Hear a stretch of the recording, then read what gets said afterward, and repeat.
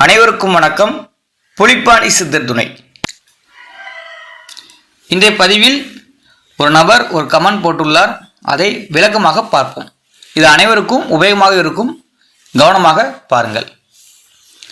ஏண்டா குரு 12இல் இருந்தால் கெடுதலுக்கு காலபுருஷனுக்கு 12ஆம் வீடு யாரோட வீடு? குருவோட வீடு தானே. சுக்கிரம் உச்சம் பெறுகிறார். காலபுருஷனுடைய 3வது வீடு புதனுடைய வீடு, 6ஆம் வீடும் புதனுடைய வீடு, 9ஆம் வீடு குருவோட வீடு இருக்கட்டும். 12ஆம் வீடு குரு வீடு தானே. 12ஆம் வீட்டில் குரு காலபுருஷ தத்துவப்படி 12இல் ஆட்சியாக உள்ளார். ஏன் மக்களை பயன்படுத்துகிறீர்கள் என்று ஒரு கேள்வி கேட்டுள்ளார் மதி ஜெயந்தி. நான் அதற்கு ரிப்ளை கொடுத்துள்ளேன். காலபுருஷனுக்கு 12ஆம் வீடு குரு வீடு தான். சரி, அதற்கு என்ன? சித்தர்கள், பெரிய ஞானிகள், மகான்கள் பாடலை பாருங்கள், தெளிவாக புரியும். எதையும் தெரிந்து பின் பேசவும். குருவுக்கு உகந்ததே கேந்திர கோணம், பணவரஸ்தானம். அதை புரிந்து கொள்ளுங்கள் என்று ரிப்ளை கொடுத்துள்ளேன். அதற்கு அவர், சரிப்பா, சித்தர்கள் ஞானிகள் சொல்றது உண்மை, நல்லதுதான். அப்போ குரு பகவானுக்கு கேந்திர ஸ்தானம் திரிகோணஸ்தானம் விட்டால்தான், அவங்க சொல்றது சரியா புரியல, விட்டால்தான் கொடுத்தா உனக்கு காலபுருஷனுக்கு ஏன் கடவுள் ஏன் சனிக்கு 10-11 என்கிற காலபுருஷனுடைய விடை கொடுத்தாங்க? குறுக்கே அது கொடுத்திருக்க வேண்டியதானே கேந்திர திரிகோணம் என்று அவர் கடைசியாக போட்ட கமெண்ட் சரியாக புரியவில்லை. அவர் என்ன கூறியுள்ளார் என்றால், குரு காலபுருஷ தத்துவப்படி 12இல் உள்ளார். எனவே 12இல் குரு இருந்தால் ஏன் மக்களை பயன்படுத்துறீங்க என்று கூறியுள்ளார். அது மட்டுமல்லாமல் குரு கேந்திரம் திரிகோணத்தில் இருந்தால் நல்லது என்று சொல்கிறீங்க. கேந்திரம் என்றால் 1 4 7 10, திரிகோணம் என்றால் 1 5 9. இதை புரிந்து கொள்ளுங்கள். ஏன் குருவுக்கு திரிகோணம் கேந்திரம் கொடுக்கவில்லை? 12ஆம் இடம் காலபுருஷ தத்துவப்படி கொடுத்துள்ளார் ஏன் என்று ஒரு கேள்வி கேட்டுள்ளார்.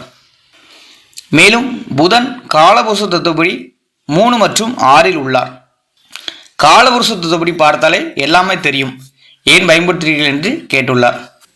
இந்த பதிவு நம் அகத்தியம் ஜோதிடம் சேனலை பின்பற்றும் அனைவருக்கும் மிகவும் உதவியாக இருக்கும். காலபுருஷ தத்துவப்படி திரையில் பாருங்கள். ஏன் குருக்கு 9ஆம் மற்றும் 12ஆம் வீடு கொடுத்துள்ளார்கள் என்றும், மேலும் சனி பகவானுக்கு 10 மற்றும் 11ஆம் வீட்டை கொடுத்துள்ளார் என்று கூறியுள்ளார். இந்த காலபுருஷ தத்துவத்தை அப்படியே ஒரு கரையில் வைத்து விடுங்கள். நான் சொல்வதை ஒரு நிமிடம் கேளுங்கள். இது அகத்தியன் ஜோதிடம், திருச்செந்தூர். என்னுடைய பெயர் ராஜேஷ். அதாவது வான் மண்டலத்தில் சூரியன், புதன், சுக்கிரன், பூமி, செவ்வாய், குரு, சனி என்றுதான் கிரகங்கள் உள்ளது வரிசையாக. மகரம் முதல் சிம்மம் வீடு வரை மேல் ஒரு கோடு போட்டு பிரித்து கொள்ளவும். இந்த பிரித்த கோட்டின் ஒரு பகுதி சூரியன் சிம்மத்தில் உள்ளது, கன்னியில் புதன் உள்ளது, துலாத்தில் சுக்கிரன், விருச்சிகத்தில் செவ்வாய், தனுசில் குரு, மகரத்தில் சனி பகவான் உள்ளார். இதேபோல்தான் வான்மண்டலத்தில் கிரகங்கள் உள்ளது. அதை புரிந்து கொள்ளுங்கள். இது ஒரு மனிதனின் வலது பகுதி அல்லது வலது சுவாசம், வலது கண், பின்கிளை என்றும் கூறலாம். சுவாசம். அதே இது அந்த சைடு எடுத்துக்கொள்ளுங்கள், சந்திரன்.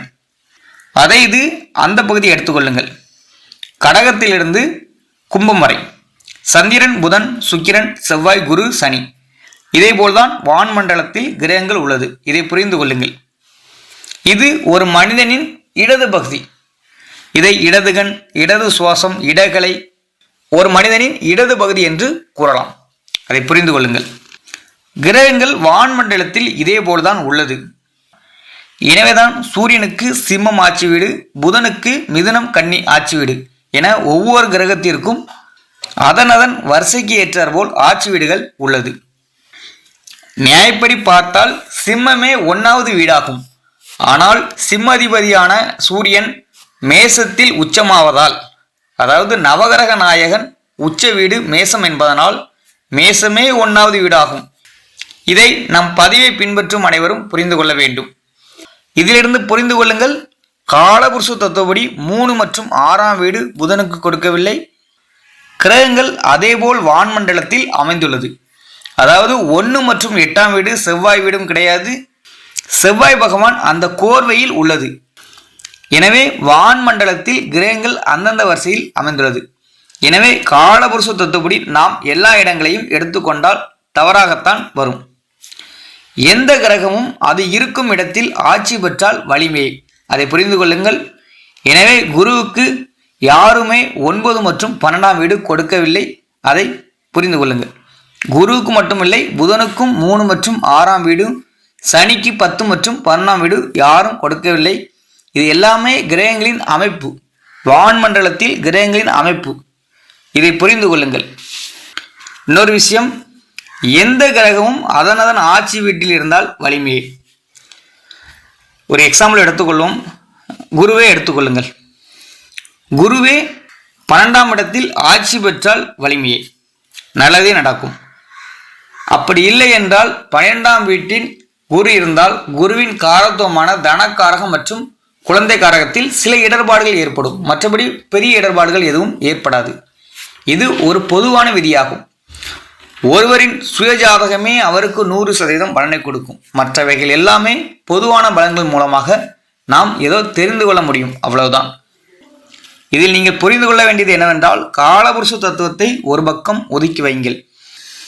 காலபுருஷ தத்துவப்படி செவ்வாய் 8இல் உள்ளார். எனவே செவ்வாய் 8இல் இருப்பது நன்மை எனவும் எடுத்துக்கொள்ள முடியாது. எனவே காலபுருஷ தத்துவப்படி புதன் 3 மற்றும் 6 கூடையவராக இருந்தாலும் 3, 6இல் இருப்பது சிறப்பென்றால் அப்படி கிடையாது. ஒவ்வொருத்தர் ஜாதகத்தை பொறுத்து சற்று மாறுபடும். எனவே சுய ஜாதகமே அவருக்கு 100% பலனளிக்கும். இந்த பதிவு உங்கள் அனைவருக்கும் மேக்சிமம் புரியும் என்று நினைக்கிறேன். என்னால் முடிந்தவரை எளிமையாக கூறியுள்ளேன். இதில் ஏதாவது சந்தேகம் இருந்தாலும் இந்த பதிவின் கீழே குறிப்பிடவும். நன்றி, வணக்கம்.